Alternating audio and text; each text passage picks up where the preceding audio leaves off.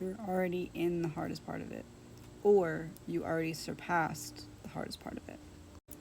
Whatever that persistent battle is that you're going through, you've been through the worst of it. If you're seeing this right now, this is confirmation that it's not going to get worse than it's already been or that it is right now.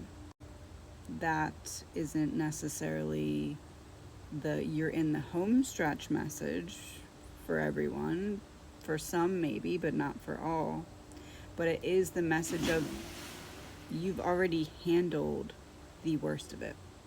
So, what else now ahead could prevent you from moving forward if you've already handled the worst and you've learned from handling the worst? You've gotten wisdom, you've gotten tools, you've gotten experience.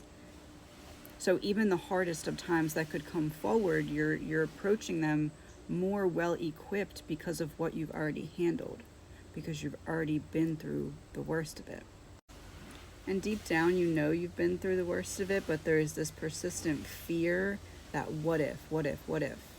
But think of what you've gained from it so far, what you've learned from it so far. That was what you were meant to get out of it. It wasn't a punishment, it was a teaching experience, and you've learned or you're learning the lesson. So there's a need to shift perspective in what now can I do with the wisdom I attained from the hardest part of this, so that moving forward, I can shape what I'm stepping into instead of what I'm stepping into shape me.